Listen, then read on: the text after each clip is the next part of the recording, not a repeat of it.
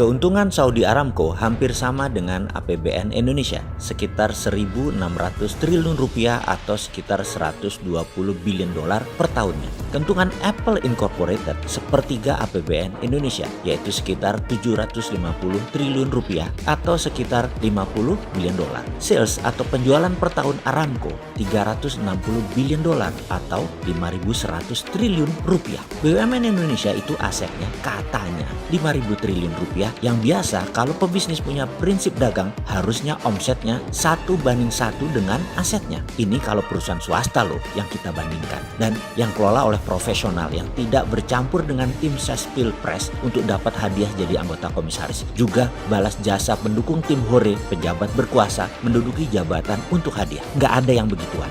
Kalau benar dikelola, maka saya yakin BUMN ini bisa juga 5.000 triliun rupiah omsetnya dan tidak jago kandang tentunya, merambah ke luar negeri. Saat ini cara pengelolaan BUMN ini agak lucu. Masa BUMN lihat rakyat Indonesia sebagai pasar? Ya geblek aja kalau begitu. Rakyat Indonesia itu aset, bos. Yang namanya pasar itu di luar negeri. Bisa nggak mikirnya kayak gitu? Bisa nggak mindsetnya seperti itu? Rakyat aset, bukan market. Jangan menjual produk BUMN ke rakyat dengan harga mahal. Jangan paksa rakyat dengan produk BUMN yang tidak ada pilihan. Jangan buat rakyat bergantung kepada BUMN. Jangan buat BUMN ambil sisi hulu yang membuat UKM ditekan atau tertekan di sisi hilir. Buat apa ada BUMN kalau kayak begitu? Inilah salah kaprahnya pengelola BUMN di bawah kementerian yang sangat manja dengan regulasi-regulasi yang melindungi mereka dan dana APBN. Sudah kayak begitu, nggak bisa 1:1 lagi asetnya dengan salesnya. Apa itu maksudnya 1:1? Ini harus diterangkan karena mungkin sahabat sudah tahu, tapi buzzer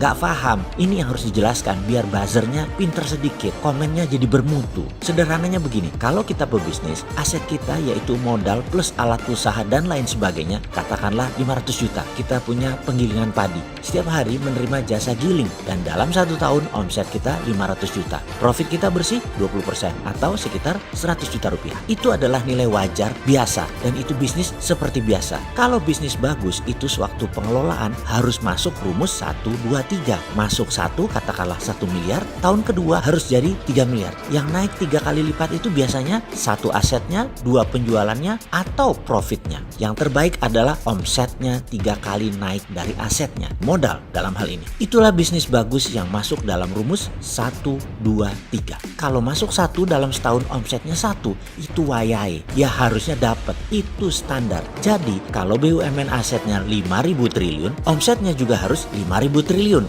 Dan kalau untungnya 20%, ada 1.000 triliun untung BUMN dan ini akan menolong APBN. Sekarang berapa setoran APBN dari BUMN? Wis repot Eki kalau ditanya begini. Wis ruwet sudah, gemeter yang ditanya begini para pejabatnya. Kalau punya hati sih, wis kelihatan sudah asli nih. Jadi bagaimana ke depan ini BUMN? Mana nih sudah setahun jabat, sudah berapa banyak setoran APBN ke BUMN? Loh, kok APBN setor ke BUMN ya? Bukan harusnya sebaliknya, BUMN setor APBN. Kok masih netek sih? Kok bukannya nyetor malah minta disetor? Kok enak ya? Maaf nih bro, namanya pelayan publik pejabat itu ya. Jadi wajar kalau ada yang nanya. Bukan oposisi loh ya, maklum fans dirimu apa juga yang kamu perbuat itu bilangnya bagus. Kalau kita kan netral, Anda ya harus melayani sisi liar dari harapan publik lainnya yang bayar pajak, minta performa Anda. Mangkel loh yang bayar pajak lihat APBN tidak perform, APBN malah buat nyetor BUMN yang nggak perform. Kalau nggak perform ya kita ingetin, kalau mau tahu caranya bisa meningkatkan omset dan profit BUMN ya mbok kabar-kabaran, nanti kita kasih tahu, kita tolong.